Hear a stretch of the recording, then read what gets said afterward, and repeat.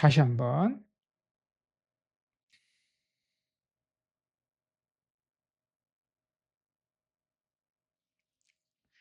자, 여러분이 어려워하는 것은 마지널에 대해서 어려워하는 것은 아까 얘기한 기본적인 의미가 아닙니다. 그것은 그렇게 크게 어렵지가 않았어요. 이제부터서는 조금 상상력이 필요합니다. 자, 주변부에 있다는 말은 아까 그 저번에 우리가 보여줬던 이 점 있죠. 그 다음, 그 다음, 자, 그 다음에 점점 옅어지잖아요. 자, 지금 여기 이 더 높은 농도가 무엇을 얘기하는 것입니까? 라고 물으면 더 진한 빨간색이 뭘 의미하는 것입니까? 라고 한다 그러면 돈, 권력, 두 가지죠. 뭐 사람들이 많이 모이죠. 왜냐하면 돈이 많으니까 여기는 비싼 데고, 그러니까 건물들이 높이 섰고, 높이 섰으니까 인구 밀도가 높고, 강남역이네. 모든 지하철의 목적지, 모든 버스 노선이 지나가는 곳, 자, 모두 모였다가 모두 흩어지는 곳, 하루에 한 번씩 밀물과 썰물처럼 말이죠. 이게 뭐예요? 중심부죠. 중심부잖아요. 자, 그래서 이 중심부를 갖다가 뭐라고 부르느냐?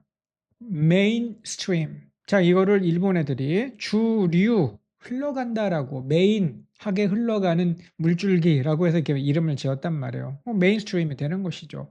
자, 여기가 이제 우리가 가고자 하는 곳이고 권력의 핵심과 돈의 핵심 되겠습니다. 자, 그럼 이 꼬다리 변두리 안타깝네.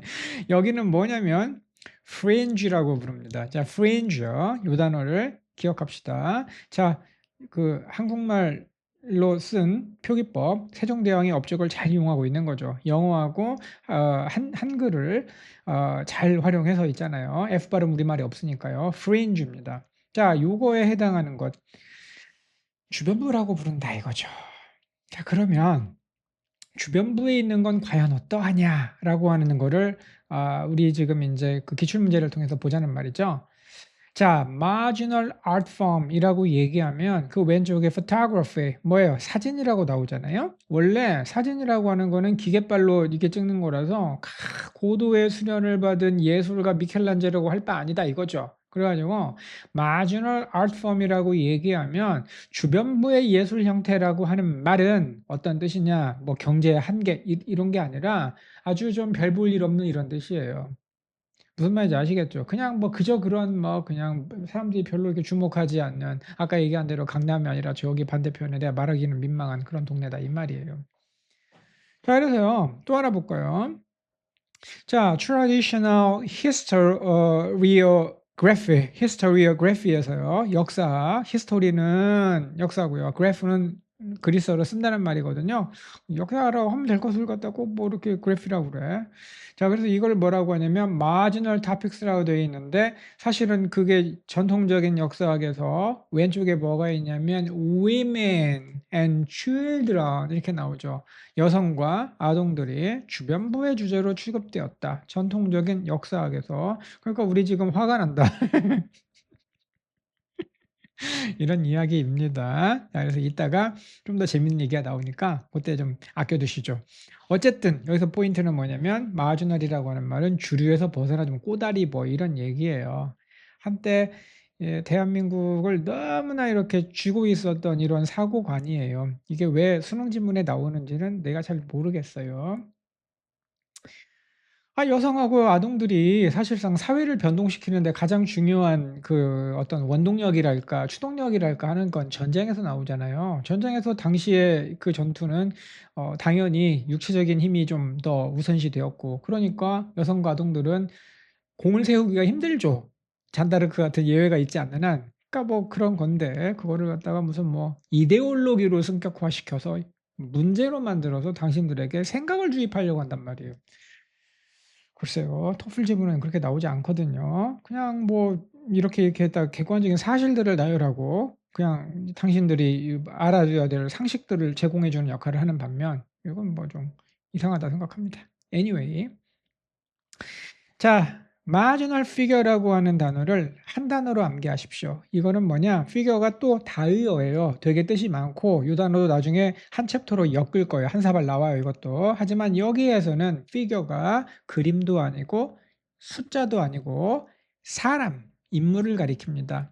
아셨죠? 미리 트레일러를 좀 날리자면 원래 그 다비드상 뭐 이런 거 많이 하잖아요. 그리스 이 예술 형태에서 사람의 모양을 만들었다 그래 사람이에요. 이렇게 기억하시면 돼요. 자 그래서 별 볼 일 없는 인간을 갖다가 이렇게 마지널 피겨라고 한다. 수능이 무척 좋아합니다. 뭐 제임스 조이스라고 하는 아주 유명한 아일랜드의 이 소설가가 있습니다. 알고 보니까 이 제임스 조이스의 그 여동생이 또 그렇게 훌륭했대. 그 여동생은 여자라 차별받았대. 그러니까 뭐 제임스 조이스가 썼는지 사실 여동생이 불러주는 걸 받아 적었는지 알 수가 없대. 뭐 이런 거예요. 너희들이 알고 있는 거 다 틀렸어. 크리스토퍼 콜럼버스. 자, 얘 아니래. 얘보다 먼저 아메리카대로 간 애가 있대. 이제는 마지널 피겨래. 얘 뭐 아니래. 뭐 이런 식의 얘기들이 되게 많이 나옵니다. dance along with them 해야 돼요. 그러니까 뭔 말이냐? 같이 춤을 춰줘야 돼. 걔들이 탱고를 추고자 하는데 우리가 아니야, 난 안 할 거야. 이러면 안 돼. 알겠죠? 걔들이 춤추고 싶은 대로 춤 춰주고 이 걔들이란 말이에요. 출제자들이에요. 수능 출제위원들이 춤추고자 하는 대로 춤 춰주고 빨리 이 더러운 짓거리를 그만둬야지. 예? 대학교 가서 좀 자유로운 넓은 좀 더 폭넓은 생각을 하고 여러분이 그 생각에서 벗어나야지. 그러려면 빨리 점수를 잘 따야죠. 그러려니까 우리가 연구한다 이 말입니다. 자, 그래서 marginal figure in the art world 또 나오죠. 굉장히 잘 나옵니다. 반복적으로. 그리고 여러분이 시험 볼 때에도 나올 가능성이 있으니까 우리도 여기에 관심을 보이는 것이죠. 네. 자, 그러면 이 marginal이라고 하는 단어가 나왔을 때 찰떡궁합들이 몇 개가 있어요. 자, 밑에 보니까 subculture라고 나옵니다. 이 하위 문화라고 하는 말은 이거 들어보면 그럴듯한 단어죠. 문화가 있고 뭐 밑에 문화가 있는 뭐가 있나 보다 이렇게 생각하게 만든 이런 거를 뭐라 부르냐? 완곡어법이라고 부릅니다. 완곡어법. 뭔 말을 하는지 알 수가 없게. 뭐 예를 들어서 뭐런 예를 한번 들어볼까요? 나는 사기꾼이 아니야. 사기꾼이라고 기분 나쁘잖아. 내가 다른 사람들을 설득해서 내가 원하는 방향대로 사람들이 행동할 수 있도록 만드는 기술을 가지고 있지. 이렇게 얘기하는 거예요. 사기꾼이죠. 자, 그래서 더 리얼하게 얘기해 줍니다. 제가 써놓은 거 그 보라색을 보세요. 낙서, 만화, 뽕짝, 트로트 이거 원래 좀 이 사람들은 뭘 하고 싶지 않냐면 사회 밑바닥 천민 계급이 쓰는 그런 그 가지고 있는 문화라고 얘기하고 싶지가 않은 거예요. 뭐 랩 뭐 이런 거 있잖아요. 어? 그렇게 얘기하면 나쁜 사람 소리를 들으니까 완곡하게 표현하는 이런 단어입니다. 그래서 앞으로 서브컬처란 말 나온다. 그러면 무조건 그냥 아무튼 좀 질이 낮고 그냥 좀 천박한 문화 이렇게 생각하시면 됩니다. 천박한 게 뭐야? 너는 잘났어? 뭐 이렇게 얘기하면 할 말 없어. 이렇게 얘기하고 그냥 다음 기회하고 넘기세요. 그냥 싸우지 마시고. 자, 그래서 여기에서는 좀 뭐가 나오냐? 마지널 서브컬처 찰떡궁합 들러붙어. 둘이서 굉장히 좋아해. 그래서 자, 이 뭐예요? 스트리트 아트, 낙서, 그래피티 이런 거 있잖아요. 자, 이제 뭐예요? 아우, 반대말 나와야지.